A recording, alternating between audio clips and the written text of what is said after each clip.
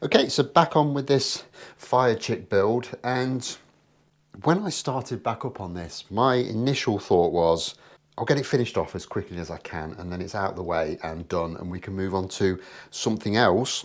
But actually looking at it, there's some nice materials going into this, and I think it would be well worth the effort to actually make as nice a job of this as we can. So I'm not going to rush through this. I'm going to take my time and I'm going to make this something special. And I'm going to start by doing something that I have seen done on Firebirds before, but only kind of like the Firebird custom special editions that they did, and that is to put some binding on.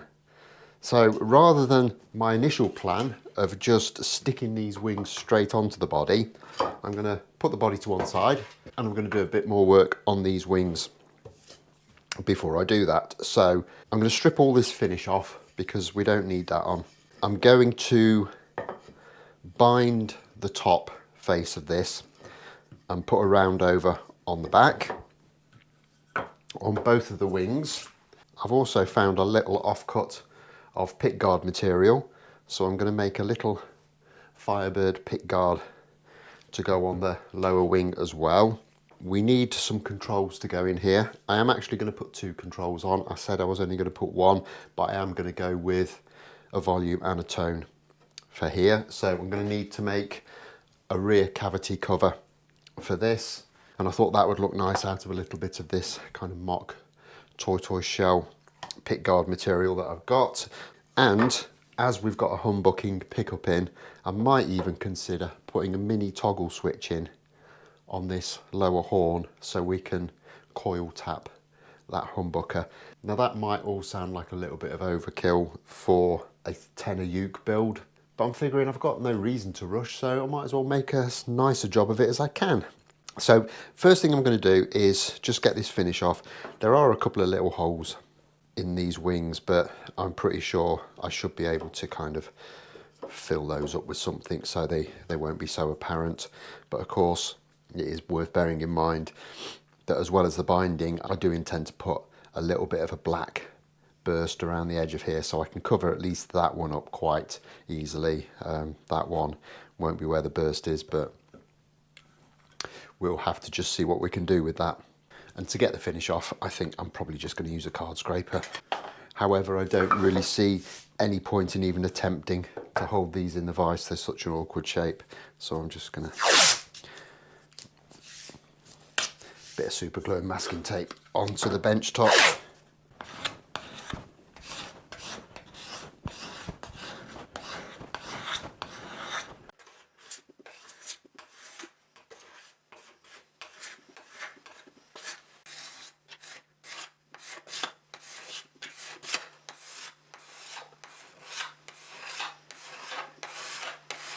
And with that done, I'm just going to whip round now with my binding cutter bit, and all this is, it's a standard 1/2 inch cutter, but instead of the 1/2 inch guide bearing, it's got some slightly smaller ones, so these are about 9mm, so that gives us about a 1.5mm rebate when we run it round.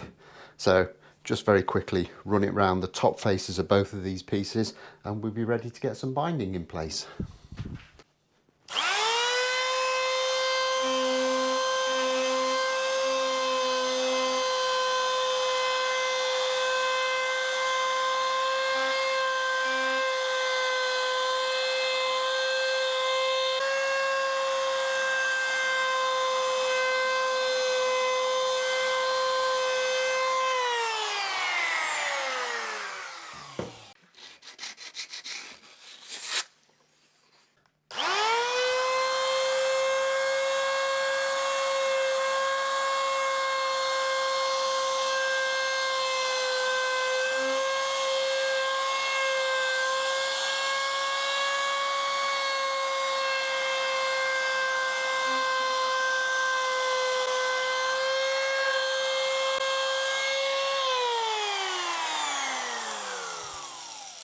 And to stick this on, I'm just going with my standard of acetone, basically. So I'll wet this with a little bit of acetone, put this in position and tape it on.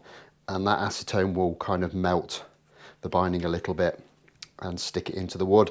Just work my way round. They are quite gentle curves, so I don't see any issue with getting this binding stuck in there. You might also have noticed I haven't cut this quite to the full depth of this binding. I've gone down about 4mm instead of the full 6, because I think a slightly thinner binding on this small body would actually look a lot better. So I'm just going to get a few bits of tape prepared ready, and we can get this stuck down.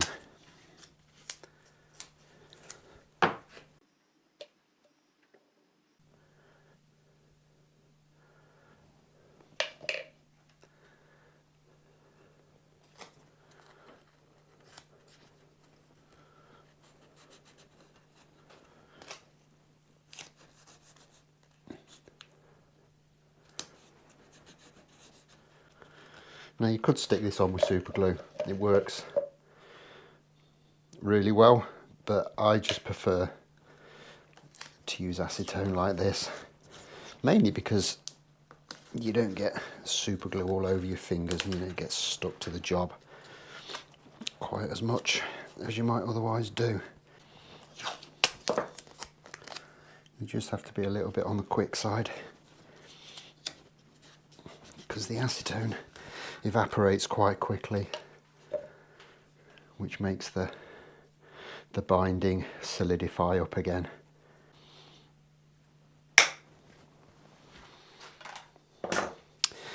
That's the first one done. Didn't take too long, probably about 10 to 15 minutes. So we'll leave that to cure up a little bit, get it off the bench, get the other one stuck down and do exactly the same, and I'll join you back in a few minutes. And for me, the great thing about this method is that it's dried kind of very, very quickly. So by the time I've got the second one stuck in place, this one is already nice and solid. What you'll sometimes find though is that the masking tape will trap a little bit of acetone, which will stay wet. So if you can get it off, that will actually help things cure up properly. And that looks to have gone on very nicely. There's no gaps that I can see, so that's great. Just trim that a little bit closer. And once this one's had a few more minutes to dry, we can get this clamp off and get the tape off that one as well. What I've done is I've clamped a slightly bigger socket than that into that really tight radius at the top of the horn there, and that's just held it in place much better than the tape was going to. And then once this is dried, it's just a case of scraping it down nice and flush with the wood. You can use anything. You could use a card scraper to do this. I just generally use a utility knife blade because they're a little bit smaller, kind of easier to maneuver. Now, obviously, normally this would go a lot quicker because you're only scraping down a tiny amount, but I've got a mil or so to take off on this. But even so, it still goes relatively quickly. And then with it all flushed down on the top, I'll just get off the bench again, get it into the vise, and just do exactly the same thing and just flush it down to the edge of the body.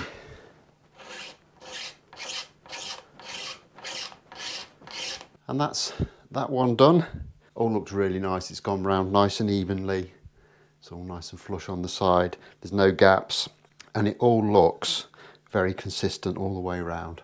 One of the things that you can sometimes find when you're binding is that you'll sand it or you'll scrape it thin in places. So it's really important to kind of remain square to this edge when you're scraping the edge, just to make sure you've got an even amount of material all the way around, which we appear to have got in this instance, which is brilliant. So final touch for this is to just get it back down on the bench. Used an awful lot of masking tape. on this job.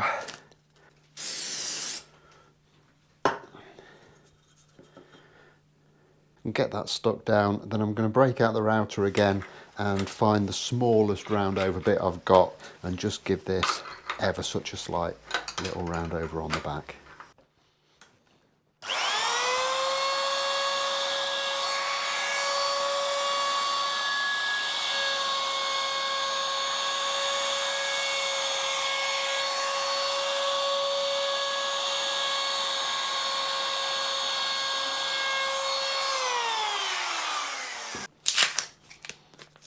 And there we have it. Binding on the one side. Hopefully we can get it into focus, and a little bit of a round over on the back. I think that's looking very nice. Some solid progress there on these little elements. I've still got these little holes to fill. I'm going to have to think about how I'm going to go about that. But to be honest, they are very small and I think they should be fairly easy to lose. And there's the bottom one done also. Again, looking really nice, happy with that. Nice little round over on the back. We can kind of mock that up the best we can. And I think that looks really, really nice. Very happy with that. Now, in the last episode, I said that I was going to thin the body down slightly because it was a little bit too thick. Now, some people thought that I was going to thin it down to the extent where it would just be as thick as these two body wings. I'm not going to do that. I'm going to leave it about 6mm thicker than the body wings. So there'll be a 3mm step front and back, as in the original Firebirds. So rest assured, it will be very authentic in that regard. So I think that's been a huge success. Very happy with the way that that's gone. So next up, I am going to create the little pick guard that's going to go in there. However, that's for the next episode. I'm going to leave this one here. So as always, if you've enjoyed this, don't forget to hit that like button, subscribe if you haven't already done so, and I'll look forward to seeing you next time. Thanks a lot for watching. Bye-bye.